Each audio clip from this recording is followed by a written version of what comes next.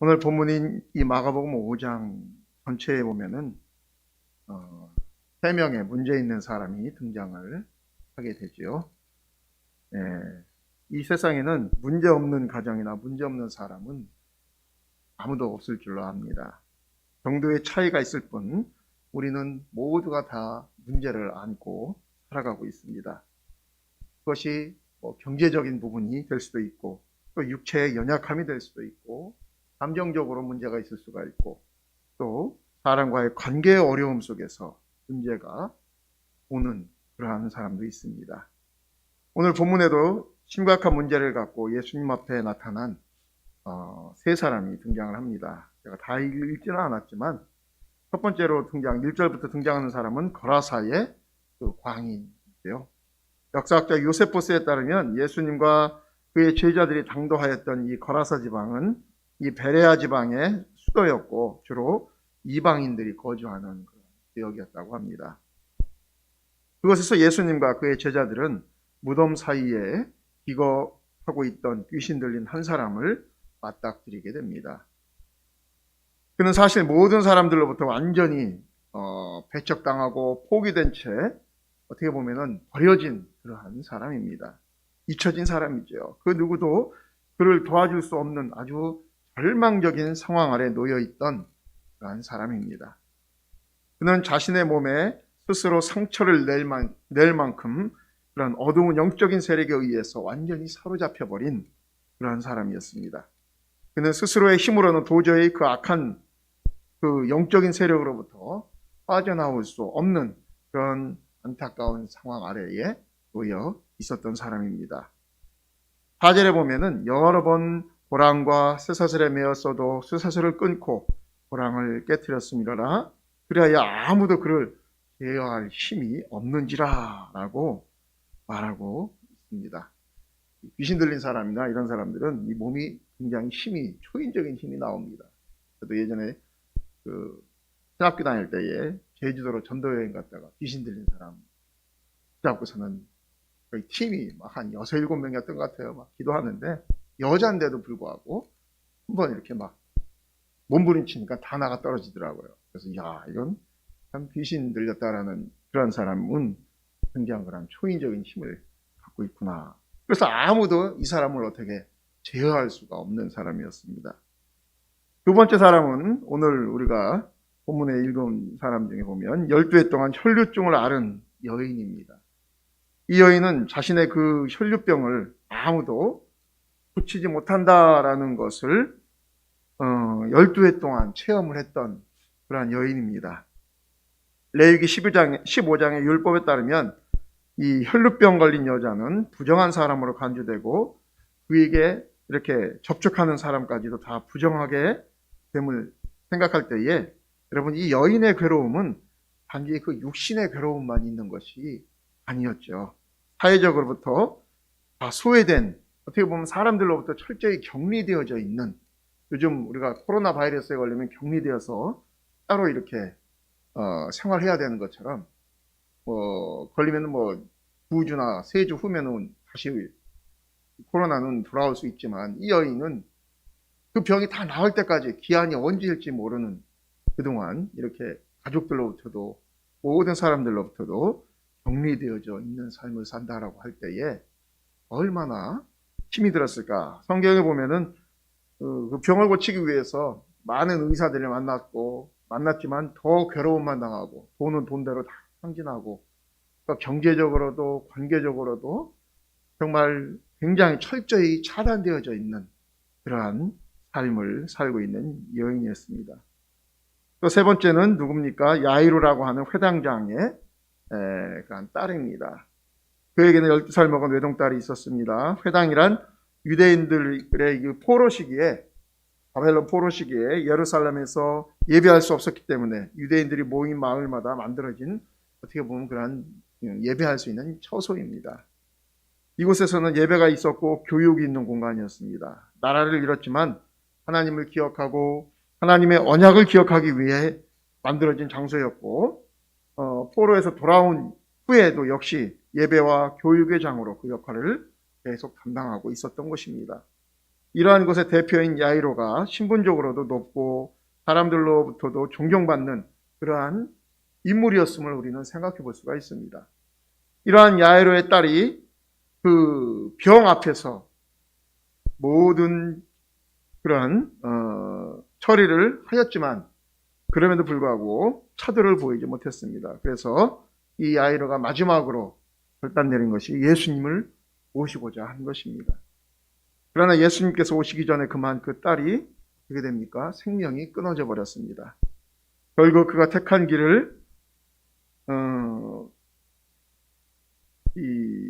떠드는 것과 사람들이 울며 심히 통곡하는 그러한 이제 상황이 된 것이죠. 당시 유대인들은 옛날 우리의 조상들이 장례가 있을 때 곡을 잘하는 사람을 불러다가 곡을 했던 것처럼 피리 보는 사람을 불러서 애도를 그렇게 표현을 했다고 합니다. 이미 딸에 대한 소망이 끊어진 그런 상태였습니다.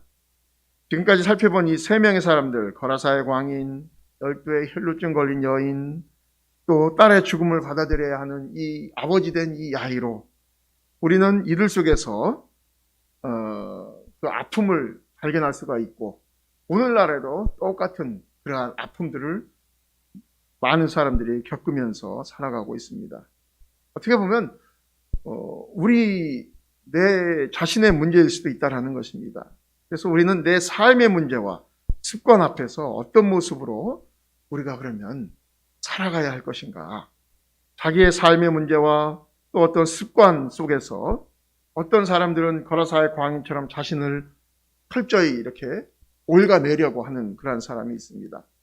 자기를 꽁꽁 묶어서 옴싹달싹 못하게 그렇게 하는 사람도 있죠. 이렇게 자기를 스스로 묶는 것은 여러 가지 방법들이 있습니다. 자기를 어떤 사람은 또 자꾸 막 사람들 앞에 노출을 하는 그러한 방법을 택하기도 합니다. 그래서 자기를 공개적인 자리에 막 노출시켜서 다른 사람의 시선으로 자기를 묶으려고 하는 그러한 사람이 있어요. 어느 정도 효과를 보는 것 같습니다. 어느 정도까지는 참을 수 있지만 그러나 그러한 노력은 한계의 순간에 다가올 때에 그 끊어진 쇠사슬처럼 우리를 붙잡지 못하고 또 다시 원래의 상태로 가버릴 수밖에 없습니다. 예수를 믿지 않아도 착실하게 살아가는 사람들이 있습니다. 그들은 도덕이라는 쇠사슬로 자신을 묶고 다른 사람들의 시선이라는 쇠사슬로 자신을 묶고 그렇게 삽니다. 자기도 인식하지 못하는 사이에 자신을 꽁꽁 묶어 놓습니다. 그러나 그들의 삶은 그 속에서도 기쁨이 없고 자유가 없습니다. 오직 형식과 어떻게 보면 그 고행, 그것만이 남아있을 뿐입니다. 또 어떤 사람은 더 이상 자신의 문제와 습관에 끌려다니고 싶지 않아서 이 전문가들의 도움을 구하기도 하지요. 전문가들의 도움이 필요할 때가 있습니다. 그러나 우리 인생의 문제는 모두 여러분 우리가 이 전문가에게 맡긴다라는 생각은 잘못된 겁니다. 예전에 TV 프로에 보면 우리 아이가 달라졌어요라는 그런 프로그램이 있었습니다. 요즘은 금쪽 같은 내 새끼인가 그런 걸로 그것이 이름이 바뀌어서 나오는 것 같더라고요. 이 프로그램을 보면 대책이 없고 문제아로 보이는 그러한 아이들이 등장을 합니다.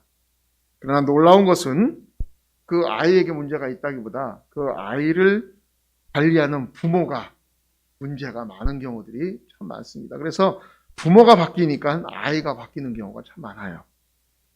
이것을 TV로 보는 많은 부모들이 그것을 보고서는 많이 배웁니다. 그러면서 자기 아이에게도 이제 막 적용을 시키죠.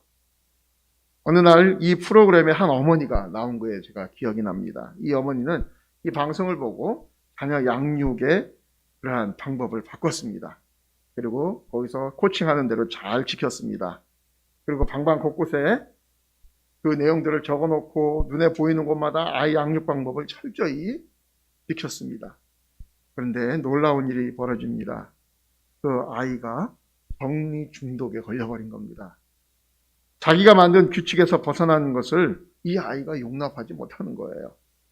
자기 방의 정리도 굉장히 철저합니다. 문제는 너무 철저하다는 데 있습니다.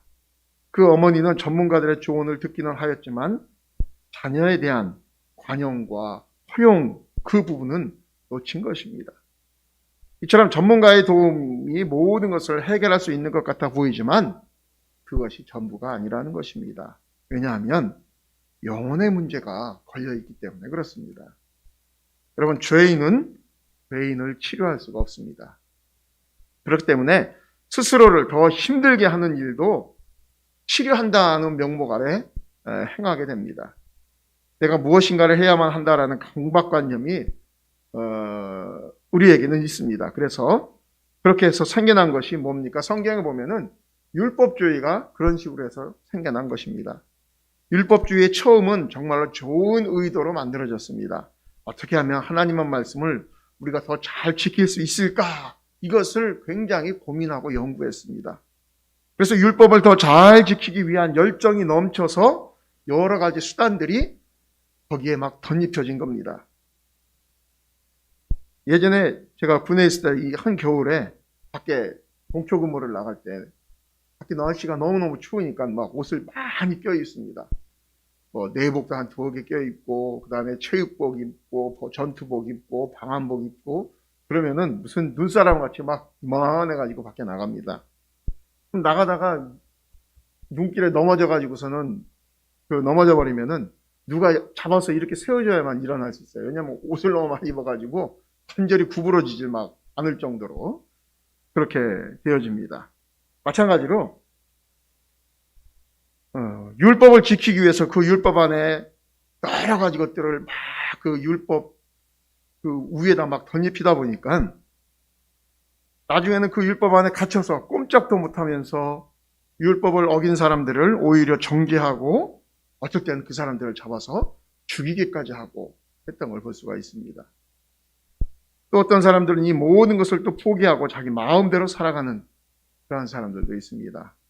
자기는 이미 죽었다는 겁니다. 죽었기 때문에 소망이 없다는 것이죠. 이왕 죽을 것이면 예수 안에서 죽는다면 소망이 있을 텐데 그들은 죄 가운데에서 죽는 것들을 보게 됩니다. 요즘 젊은 세대들을 보면 안타깝다라는 생각이 많이 듭니다. 코로나로 인해서 취업의 길은 더욱더 힘들어졌고 미친 듯이 오르는 그 집값은 내 집을 마련해야겠다라는 생각을 감히 엄두도 못 내게 합니다. 그러다 보니 결혼에 대해서도 불확실성이 많아지고 있는 세대가 지금 우리 20, 30대 우리 젊은 세대들입니다. 이 20, 30대의 젊은이들은 치솟는 물가와 등록금, 취업난, 집값 등 경제적, 사회적 압박으로 인해서 스스로 돌볼 여유가 없다라는 이유로 연애, 결혼을 포기하고 또 결혼을 했다고 해도 출산을 기약 없이 미루거나 아예 낳는 걸 포기하는 가정도 생기게 되는 걸 보게 됩니다. 그러다 보니 요즘 젊은 사람들의 일컬어서 3포 세대라고 말하죠. 3가지를 포기했다. 연애를 포기하고 결혼도 포기하고 아이 낳는 출산도 포기하고. 그런데 그것이 이제 몇 년 전 이야기고 지금은 여기에다가 2가지가 더 덧대어졌다고 합니다. 집 사는 것도 포기하고 취미생활도 포기하고. 왜냐하면 돈이 들어가니까. 그래가지고서는 5포 세대라고까지도 이야기를 합니다. 그 젊은이들에게 미래의 희망을 발견할 수 없다라는 것은 사회적으로도 국가적으로도 굉장히 큰 비극입니다. 그러다 보니 회색 인간처럼 오늘 하루를 즐겁게 살면 또 쾌락을 하자 나서고 하는 것들을 보게 됩니다. 왜요? 자기의 미래가 보이질 않기 때문에 그냥 지금 나에게 주어진 이 시간 동안에 즐겁게 살자. 그래서 욜로족이라는 말도 있습니다. 이런 미래는 어떻게 보면 죽어 있는 것과 같습니다. 책임감도 그 무엇도 그 가운데서 찾아볼 수 없는 것이죠. 여러분, 죽은 자에게 무슨 책임이 따르겠습니까? 그저 죽어 있는 영혼으로 하루하루 그냥 견딜 뿐입니다. 저는 이 3가지 모습 속에서 이 시대를 살아가고 있는 우리의 모습을 볼 수가 있습니다. 그러나 이 모든 것을 치유할 수 있는 분이 계십니다. 바로 십자가에 달려 부활하신, 나를 구원하기 위해 그렇게 돌아가신 우리 주 예수님이신 겁니다.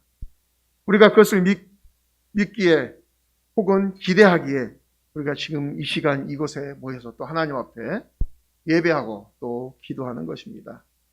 바라사의 광인을 누르고 있는 귀신의 세력을 예수님께서 쫓아내어 주셨습니다. 영적인 구원이 그에게 온 것이죠. 12회의 긴 시간 속에서 고통당하며 절망 속에 움츠려 있던 여인의 질병을 예수님께서 고쳐주셨습니다. 또 마지막으로 누구도 피할 수 없는 죽음의 문제였던 죽은 회당장의 딸을 예수님이 또 살려주시기까지 했습니다. 이 마가복음 5장의 이 세 명의 이 굉장히 어떻게 보면 절망적인, 영적으로 절망적이고 육체적으로도 질병으로 고통을 당하고 결국은 그러다가 죽는다라는 것. 이것이 지금 2000년 전 예수님 시대나 지금이나 우리에게 닥친 똑같은 문제라는 것입니다.